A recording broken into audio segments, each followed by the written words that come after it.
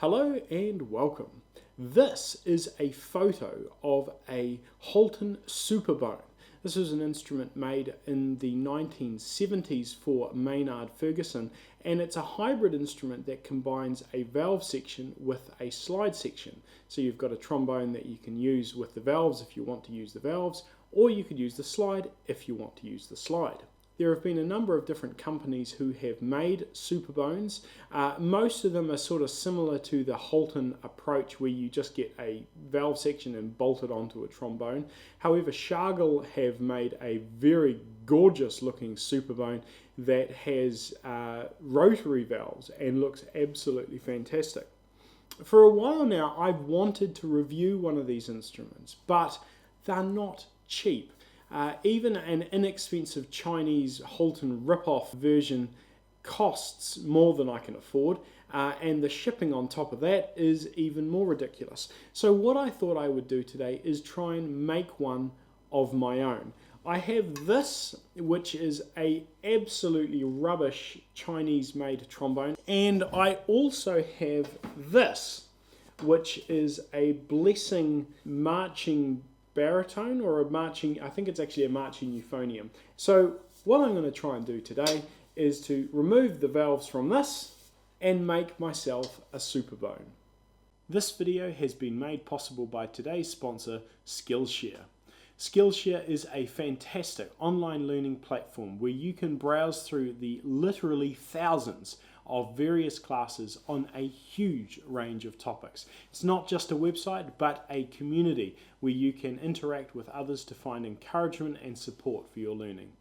For instance, if you are interested in understanding more about musical theory, you could dive into one of the hundreds of classes that they have on this topic. These classes range from beginner levels all the way through to advanced, so regardless of your skill levels or experience, there will definitely be something for you. Even better, there are no ads, and as they are always adding new classes, you will never run out of topics to discover. To help you with your journey, the first 1,000 people who sign up with the link below will get 1 month of free Skillshare Premium membership. So take a look and see what classes take your interest.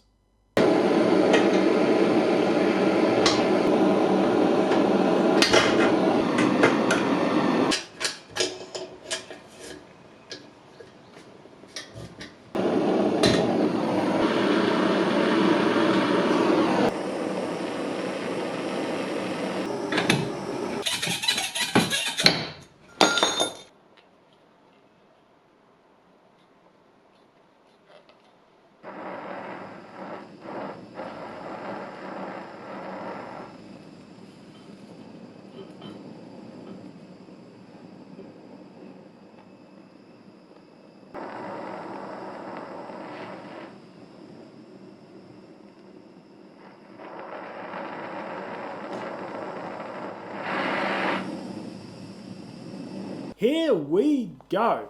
This is the bell section of my Superbone, and I'm actually really happy with how this has turned out.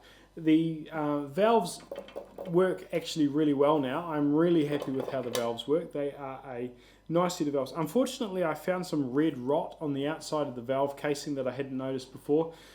So these valves may not be too much longer for this world, but they actually still work reasonably well at the moment. Unfortunately, being the well-prepared and thorough person I am, I accidentally forgot to reattach the slide lock. So this would normally go here and be used to keep the slide section in place, and I just simply forgot to put that on because I'm an idiot. However, that may not be the biggest issue that I have, because when I grab the slide section, another issue becomes quite apparent. And that is that there's no room for your face. My face is supposed to go in here somewhere, and there's not really any way that's happening. If you look at the sort of amount of space between the side of the valve casing and the mouthpiece, there isn't really any room. I can move this around, but the second valve tuning slide still gets in the way. I thought what I could do to combat that was to try a bass trombone slide. For those of you who don't know, tenor trombone slides, or particularly small bore trombones like this, the distance between the two main tubes is actually quite small, Whereas if I get a bass trombone slide such as this one, it is a little bit wider.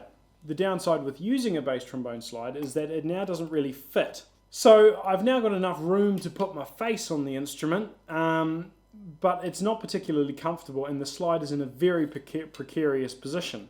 There are a couple of cool things that you can do with a Superbone. You can do twiddly bits that you may have struggled with before.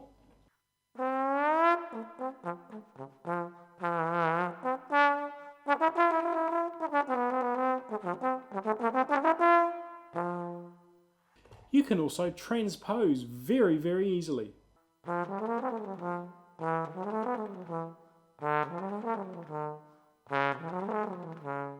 And you can also play a lot lower than what you would be able to on a straight trombone.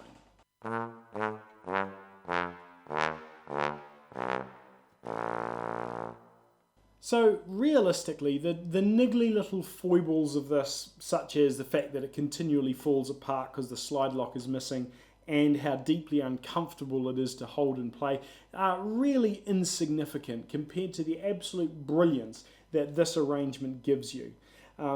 Seriously speaking though, it may be interesting to see whether I can integrate this a little bit further back, so have a tube that runs from here and then just sort of goes inside and then back out, so the valve block is pushed in a bit further. That might be something that is worthwhile doing, but I'll see. What do you think? Do you think this is something that I should try and work on a bit more or not? Let me know, and thank you very much for watching.